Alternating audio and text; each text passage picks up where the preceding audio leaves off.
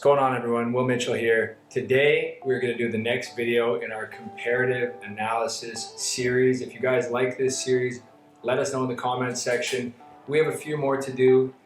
We were going to do Nicaragua, but my dear friend Leslie in Nicaragua said don't do the Nicaragua comparison, so we're not going to do that yet. Or at all, maybe. I don't know. We're still making our minds up on that, Leslie. But today we're going to talk about El Salvador, which, as you guys might know, it's another one of the countries in Central America. El Salvador is very different from Belize in many ways. It does have some similarities, which we'll get into, but overall, these are two extremely unique Central American countries, which each have their own benefits, pros and cons, and we're going to talk about that today. Without further ado, I've got everything on my computer here from the notes, so we'll have this put up too. Thanks to Divya. Divya is the best. So starting very high level like we always do, and again, it's going to be redundant when we go to talk about Belize because we always talk about these in every comparative analysis, but we got to do it to make the comparison. So as you guys know, we'll hammer these out. Belize is English speaking, British common law, parliamentary democracy. The population is about 400,000. It's one of the lowest densely populated countries in the world, fourth lowest densely populated in the Western Hemisphere. Belize is comprised of two components. There is the mainland component, and then there is the island components where there's hundreds of little unique individual keys within the country of Belize. And then there's the mainland where you see the jungle, beautiful rainforest, Belize City, San Ignacio, and many other locations there. The current inflation rate of Belize is about 0.9%, and the dollar is pegged 2 to 1 to the US dollar. One of those is equal to one of those. Ooh, magic.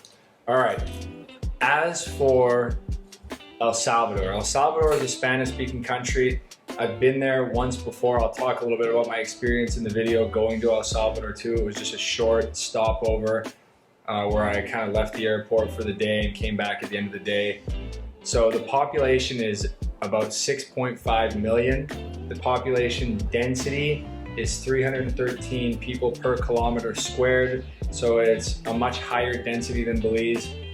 The currency right now, actually, and this probably in the notes is incorrect because El Salvador was the first country to adopt Bitcoin and cryptocurrency as its official currency, which was a super exciting announcement and something I would say is probably the most interesting potential positive things about El Salvador, regardless of whether you're, a crypto fan or not a crypto fan. It's interesting to see them making decisions like that and seeing the government actually trying to do better for the country. So I thought that was a really interesting fact and super exciting to see that El Salvador did that.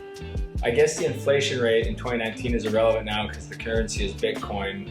So however that really translates there, I don't know what you could say. Bitcoin obviously is highly volatile, but does have certain benefits, and at some point we can expect Bitcoin to start to level out and become less volatile.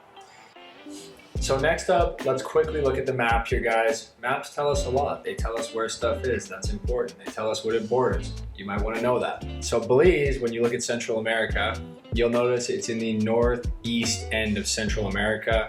It has about a couple hundred miles of water frontage, ocean frontage border with the Caribbean Ocean, the Atlantic, and then on the Pacific side, you'll find El Salvador. So both countries are waterfront, oceanfront countries with a significant amount of border on the ocean. El Salvador is on the Pacific side, Belize is on the Atlantic side. Belize borders Guatemala to the south and west and Mexico to the north, whereas El Salvador borders Guatemala to the north and Honduras to the east. So just to give you a little bit of an idea of the lay of the land and where these two countries are. Going back, let's talk about taxes now. I know this is everyone's favorite subject. Everybody loves to talk about taxes, but it's important to talk about it because you might be able to save your money, which is a great thing. So from a tax standpoint, Belize is a tax haven. There's numerous tax benefits within Belize. This is getting repetitive from a lot of our other videos, but we're going to talk about it. The corporate tax rate in Belize is 1.75%. The nightly rental tax rate on an Airbnb rental is 7%. The the hotel tax is 9%. So if you're opening a larger resort, it'll be 9%. And if you're looking at capital gains, there's no capital gains tax, there's no estate tax. Property tax is 1% to 1.5% of the assessed value of the bare land without any structures on it. So it's extremely affordable there. And then there's a transfer tax, which is 5 to 8%. Switching over to El Salvador, non-residents are charged 30% tax on rental income, on the net rental income. Capital gains tax is 10%. Income and capital gains tax earned by companies are taxed at a corporate rate of 30%. No property tax in El Salvador, and there's a 3% transfer tax. So when you break down the differences in taxes, with the exception of property taxes, Belize in general gets the nod there.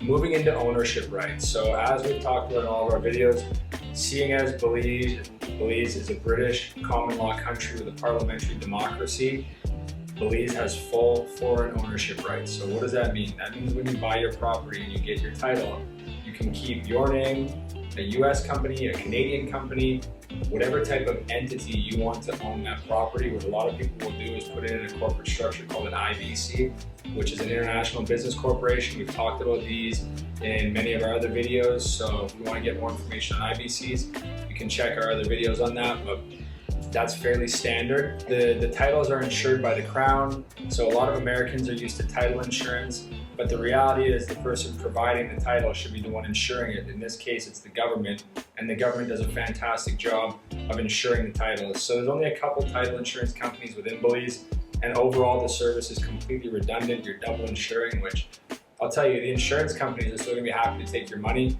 It's not exactly necessary. It's kind of like going to a barber and asking them if you need a haircut. They're gonna tell you need a haircut. There's very limited squatters' rights in Belize. We've talked about this in our other comparison videos. Essentially no squatter rights. You have to be on the land for 30 years, undisrupted. It actually has some of the strongest squatter rights in the region. Now let's talk about El Salvador. El Salvador's legal system, based on my research, says it's a number of hierarchies, which is very vague. In general, Spanish-speaking countries are based on Napoleonic civil law, and that's pretty much what you see in El Salvador.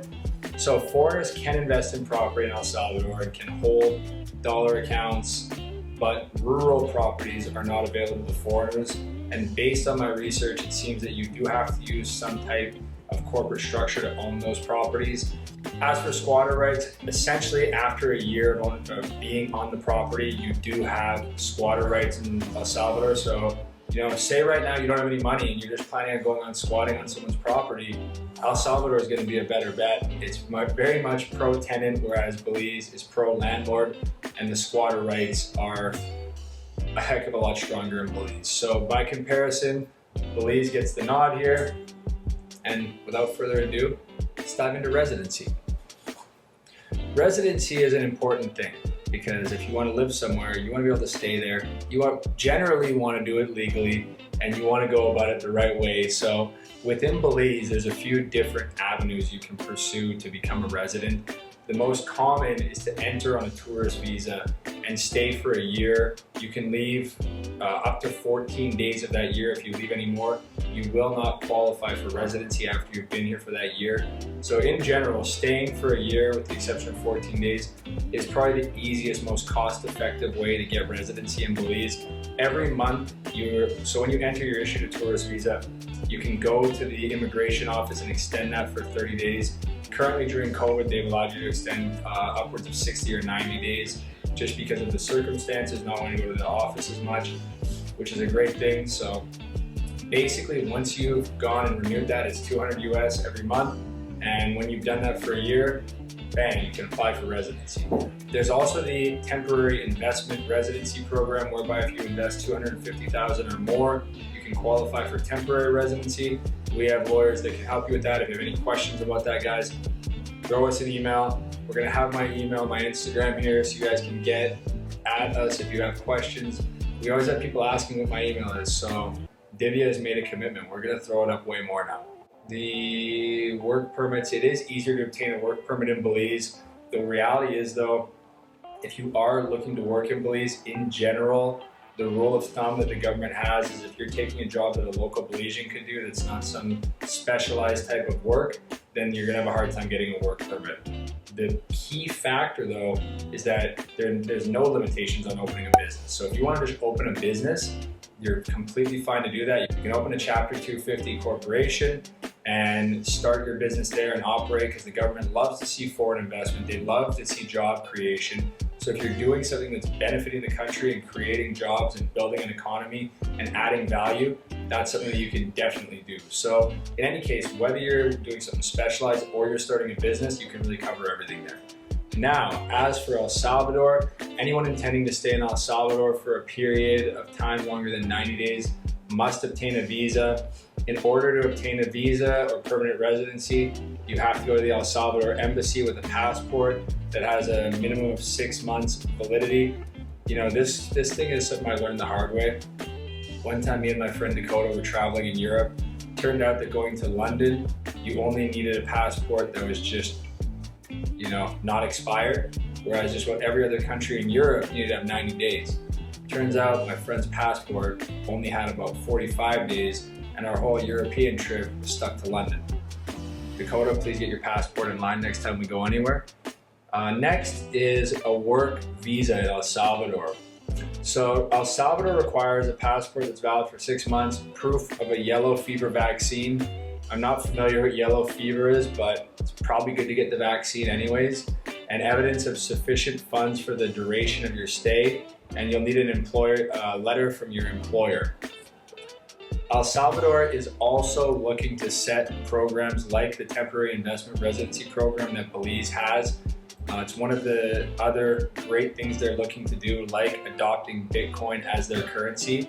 So we'll be looking for more on that. Currently, they don't have that program in place, but we are eager to see what they come up with, as I think it's a super progressive way to incentivize intelligent, qualified people to come add to the country and add to the economy. Based on what we're hearing, what the program's gonna look like, it's gonna be 100,000 rather than 3 Bitcoin, which was initially rumored. So I guess that'll be more favorable, as I believe Bitcoin is at about 48,000 US right now while we're making this video. So 100,000, pretty reasonable for an investment residency. And the new volcano bonds set to be offered next year will be a qualifying investment. So I guess it's an El Salvador government bond where if you invest in that, you can qualify. Very smart of the government to incentivize people to buy those bonds. And yeah, residency of El Salvador can lead to citizenship after 5 years, which is basically the same in Belize. If you've had your residency for 5 years, you can get citizenship. So basically, when you look at the breakdown here of the checks, the pros, the cons, overall, the investment residency is cheaper in El Salvador. It is harder to obtain a work permit, and it is also does not have programs like the Qualified Retired Persons Program, which we didn't really get into, but that allows people looking to relocate to Belize and retire in Belize to import their goods without taxes or import duties and a number of other benefits. So, cost of living. This is a really important one. Overall, based on my expectation of what I would expect from El Salvador, just because there aren't a lot of options for goods and services, overall it's a very limited economy. It's probably one of the countries in Central America that has some of the bigger hardships, I guess you could say. It hasn't advanced as far as many of the other countries. So I think you're gonna find cheaper goods, and based on all of our research, we found that to a certain extent it is cheaper with the exception of transport expenses. But overall, cost of living in El Salvador is about 15.26% lower than in Belize. Rent is slightly higher. But on the whole, I would say that El Salvador is slightly more affordable. But the reality is that you definitely lose some of the goods and services that you can get in Belize, which we don't really break down in this section, but probably should start to. So maybe next time we'll do that. Next up, let's talk about flights, accessibility, and getting there. A lot of our viewers are from the US, Canada, and Belize, so we're going to talk about getting to these places from the US and Canada. Basically, both countries have one international airport. In Belize, it's the Philip Goldson International Airport.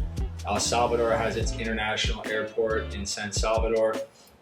Obviously, the Belize International Airport in Belize is significantly closer to the US and Canada than El Salvador is. It's 1,600 3,454.53 miles to the US, whereas El Salvador is 3,695.8 kilometers. I'm not sure why we did one in kilometers and one in miles. So I'm gonna do the conversion for you guys right now live.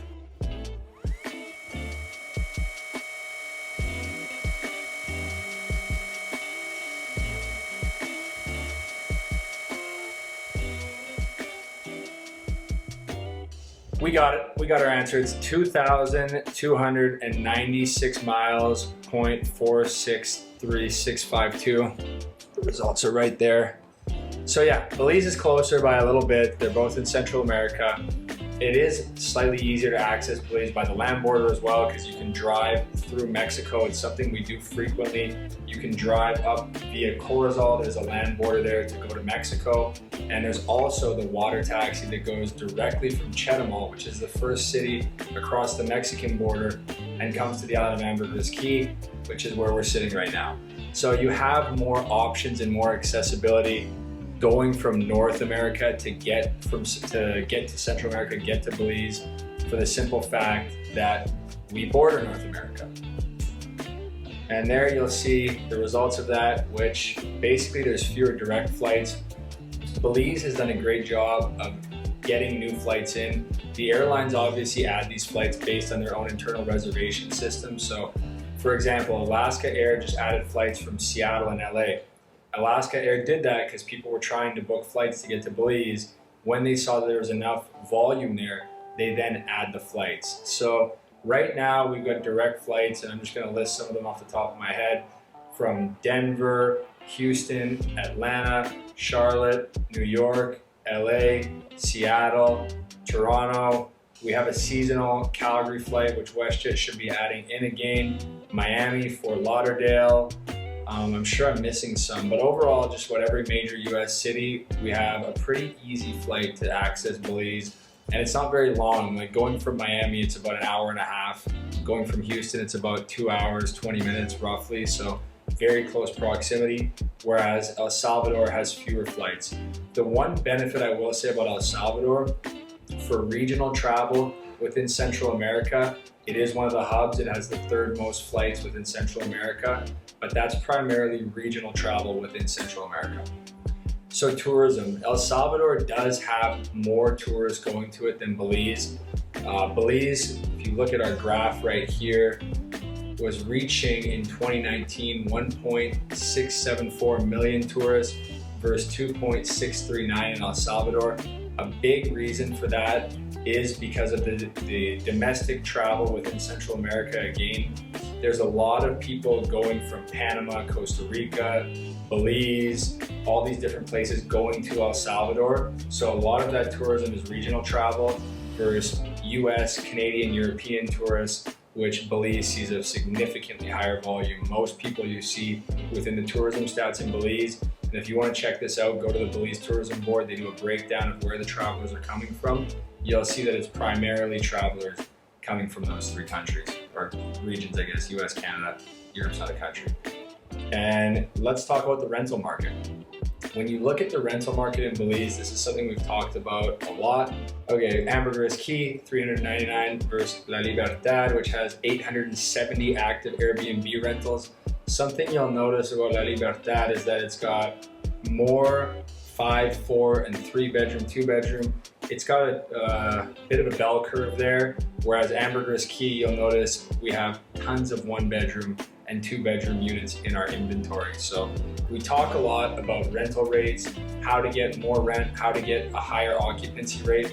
And a big factor that we believe at least is going with bigger homes, adding more amenities, pools, whatever you guys can do to tack into your rental. If you are gonna take the approach of a nightly rental, it's also a great option right now just to land bank in this market. If you want, buy some land, hold it. Land is a great investment. It's a hedge against inflation. You don't have to worry about what's happening with the US dollar right now. You don't have to worry about any of that. You can buy your land and hold it. And if the US dollar goes up to ridiculous amounts, you just change the price of your land. Global currency changes to something else, you just take that currency as payment for your land. So it is the perfect hedge against inflation with minimal moving parts. You don't have to worry about high carrying costs if you're just buying land and holding it. If you saw our property taxes, for example, we're in Mahogany Bay right now. It's a luxury gated community.